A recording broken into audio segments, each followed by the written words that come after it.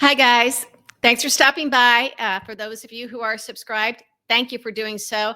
And for those of you who are just sort of catching this for the first time, or you stop by occasionally, I hope you'll subscribe. That will help me be able to keep on doing this, which is important to me. And I think for a lot of folks, now that we're in this era where nobody knows where to get accurate information or to get clarity in one place, and we talk about that a lot. You've heard the term information is power, and we know this. And I see all of these individual, kind of one off, but meaningful efforts by Democrats to fight back as our country and our democracy is being destroyed, as Trump is clearly taking orders from Putin to destroy us from within. There's simply no other explanation for his cabinet picks, just to be if you look at just that. So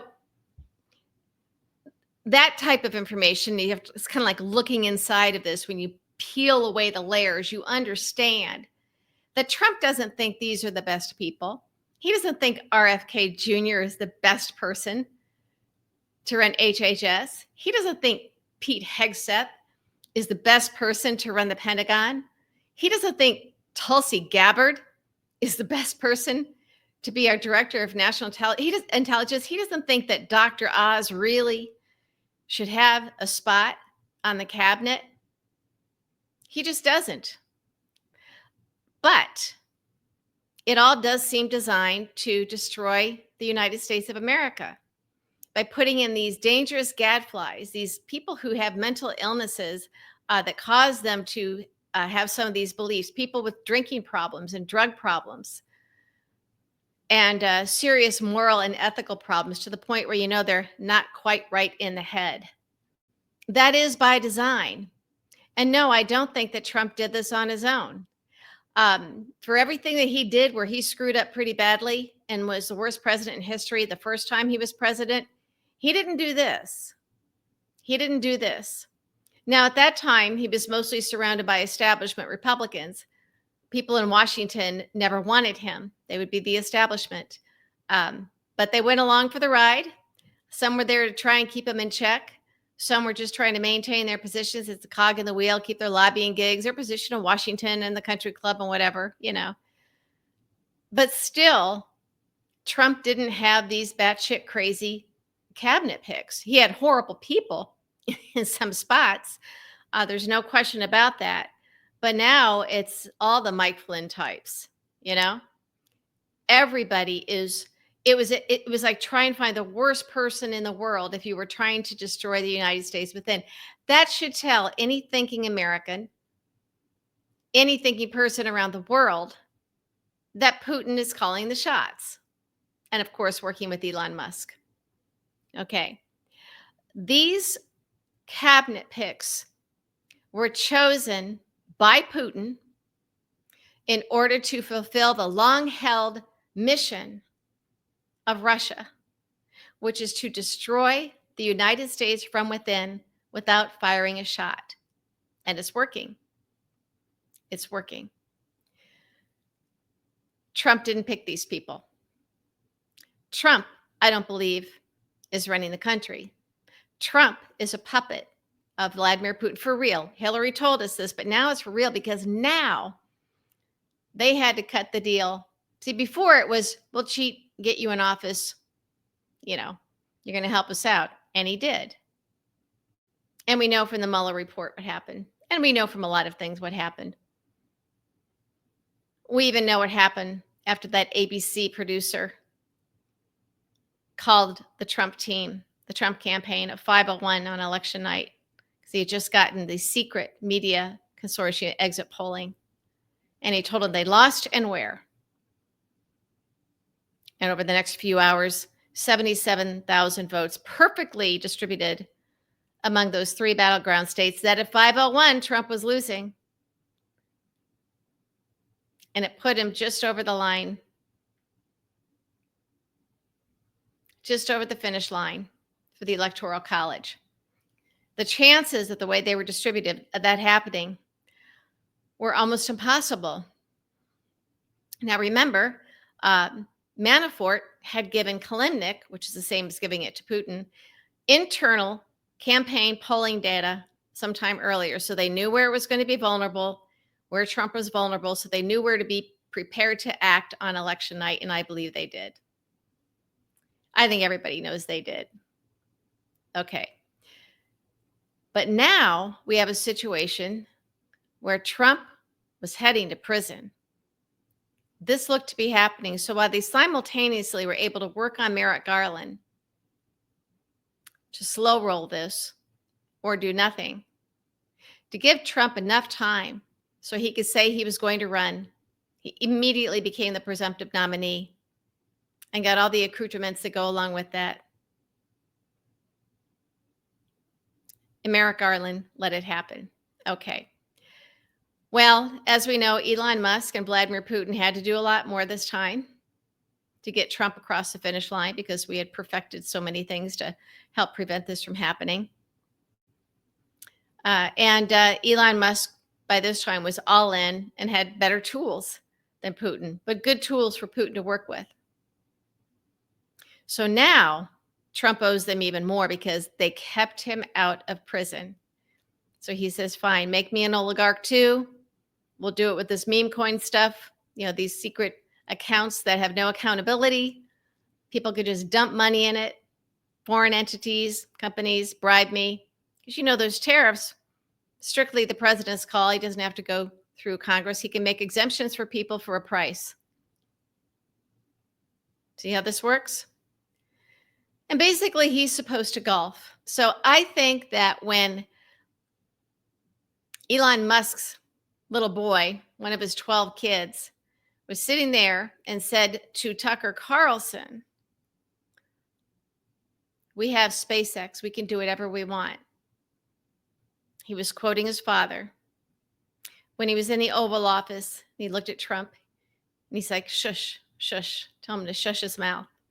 And when he said, you're not the president, you need to get out of here. He was quoting somebody. He was repeating what he heard someone say. I believe that this was a line, a sentence that was uttered in front of him in the Oval Office before the press came in for that press conference where they were only interested in talking to Elon Musk. And Trump sat there with a look on his face that I haven't seen since he was with Putin in Helsinki.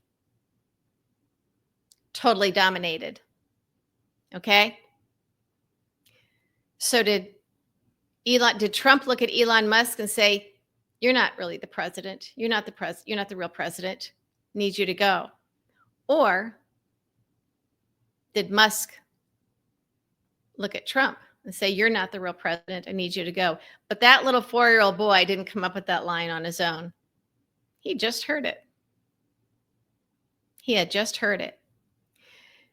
So when you see Trump's face sitting there throughout this ordeal, he was not happy. So Elon Musk is his overlord. Elon Musk is calling the shots. And I think that we've known this for a while, but it's almost too terrifying to really try to accept, but it's happening. I don't think Trump can get rid of him because Putin needs him there. This is just the way it is. You think Trump would ever let anybody come in and behave like that? The only two people in the world who get to behave like that to Donald Trump are Vladimir Putin and Elon Musk. Think about that. Because even Donald Trump in his first presidency wasn't that reckless and evil and stupid with his cabinet. Granted, there were other restrictions on him. He didn't have the luxury of having all of these loyalists around. That took some time to build. But remember, he didn't really think he was going to win. Because when they got that call from the ABC producer who was trying to get a job in the Trump White House, who gave them that exit polling information that he was not supposed to be giving anybody. It is supposed to be secret for a reason, just for these types of reasons. Chris Vlasto was his name, by the way. I occasionally like to tell you people what his name was. Trump at that time got the news. He turned to Melania and he said, looks like we lost. And voila. Somebody else had that information. Obviously, somebody in the Putin camp. And they took care of things over the course of the next 3 hours, 3 or 4 hours. We will destroy the United States of America from within without firing a shot. Well, the first Trump presidency wasn't enough for them to destroy us completely. And as you know, the pandemic made their cheating efforts not work in 2020 because it was paper ballots mailed in and they panicked. They were ripping the mailboxes out of heavily Democratic neighborhoods to try and keep people from sending in their paper ballots. And then they were dismantling, Louis DeJoy was dismantling $2 million each mail sorting machines right before the election. They were desperate to keep those mail-in votes from being counted. Ironic, since it's a pandemic that was preventable. But Trump made it bad. Trump is directly responsible for untold thousands, if not millions, of preventable COVID deaths. And he should have been prosecuted for that. We let this happen. Putin knows how weak we are. This isn't something that happens overnight. They wanted to see how much we would use our strength, our Constitution, our freedoms, our American pride to preserve all that's good in this country. But again, Nancy Pelosi decided not to impeach Trump over obstruction of justice in the Mueller report. Mueller decided to be a company man and play by the rules and go along with that OLC memo saying that a sitting president can't be indicted. He didn't have to go along with that memo.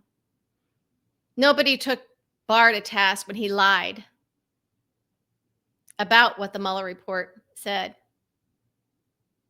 They let him go. And I do not believe that it was for certain that the Senate would not have voted to convict. Not at that early stage. They would have been relieved if they had a reason to get past this nightmare. And I think that it very well could have happened. And even if it wasn't going to happen, Nancy Pelosi should have done it anyway. Never show weakness just because you're like, well, why should we bother? So for all her theatrics after that, standing in the white, wagging her finger at the meeting, she's surrounded by all these guys that work for Trump. That was great. And I applaud a lot of what she did. Tearing up the copy of his speech, knowing she was on camera after the State of the Union, great. But that's not really using the power and the job of Speaker to take care of things. And she didn't. I see Democrats right now wasting every single day without doing a daily press briefing. I keep talking about this. They need to hire Pete Buttigieg at some super staff job, give him a staff, and have him every day on behalf of Republicans do a daily briefing at the Capitol. All those press, again, that are kicked out of the White House, they will have cameras there every day. You get the message out to the mainstream media every day. You fact check Trump every day. And that idiot he has behind the podium, his press secretary. Mayor Pete's the one to do it. If he won't, you find somebody else that has that same gravitas and talent. But do it right away. And again, do not let the perfect be the enemy of the possible. Just start doing it. And it'll get better every day. Every day. But they don't. They don't. Now we see individual senators and House members and people fighting back, and I love that. And Democratic AGs, we see Mark Elias and Democracy Docket doing all this stuff. We see people getting a lot done. But if leading Democrats, if the leadership can't pull it all together and just have one person who, again, could have other people there talking about it too. You bring in this expert, you bring in this committee chairman, bring in the DNC chair. Well, they can't actually, the DNC chair couldn't go anywhere in the Capitol, but there are things that you can do. Why isn't it happening?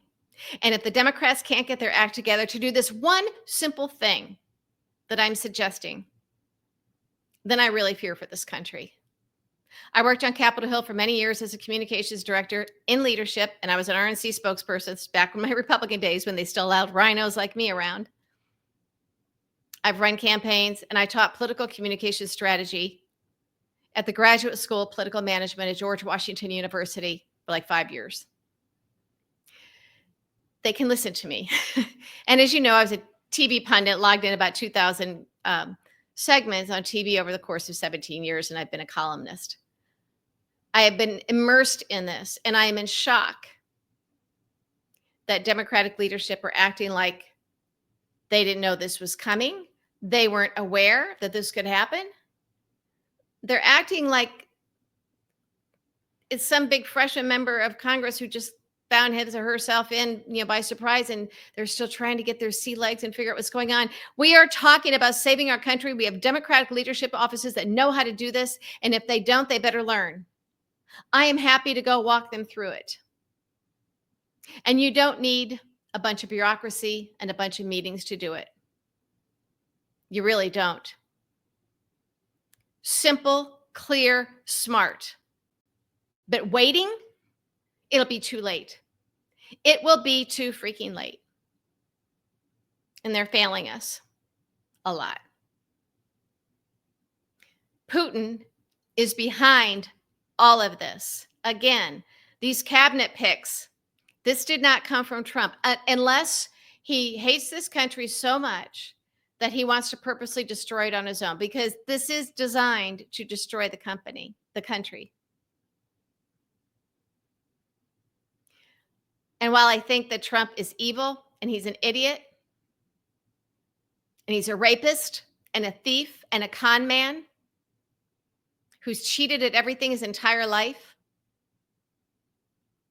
I don't think he'd put that much time and effort into trying to identify not just the worst people possible in these jobs, these cabinet positions, but the most dangerous, the most deadly,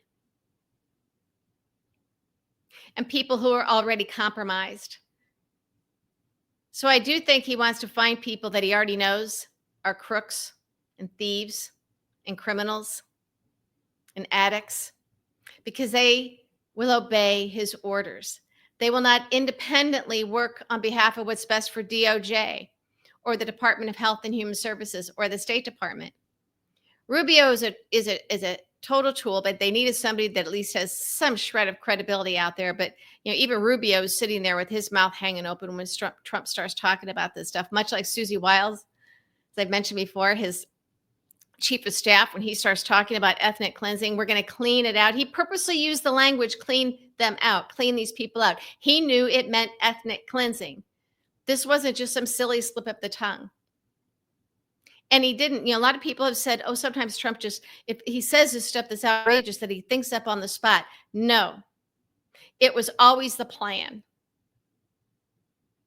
Gaza, Panama, Canada, Greenland, this was well thought out and negotiated beforehand with Putin and Elon Musk and the oligarchs that are based working for. Trump isn't smart enough to do this on his own. Now, when they talk about it, he might say, okay, but give me mine. Let me have my Trump Tower there in Gaza. Putin is behind it. Anybody who thinks otherwise is in denial or they're stupid. Okay? The only reason Mitch McConnell is suddenly doing the right thing, because he knows he's got one foot in the grave, and I think he's trying to save his soul. He sees now what he facilitated. The country that he served, that I think mostly through his career with love of country and loyalty. And then he started doing some sleazy tactics like people do in politics. But in the era of Trump, Mitch McConnell knows that he sold out his country and that democracy is dead. People will die as a result of this. And he knows he has blood on his hands. He's saving his soul. He's in a wheelchair now. He keeps falling down. He's not long for this world. He certainly isn't long for the Senate. It's the only reason he's doing the right thing. And it's too late. It's too late. But I cannot for the life of me understand why Democrats are not doing daily briefings when they have the talent to do it. And as I've said before, the world is watching. The world, the free world, coalesced and surrounded and helped Ukraine when we saw the strength of President Zelensky, when he stood up to Putin, because we all thought he'd be dead within 24 hours, that Ukraine would fall. Well, it didn't. It will now. Trump is handing it to Putin, carving it up and handing it to Putin. So it's over for Ukraine. But it's also pretty much over for the United States.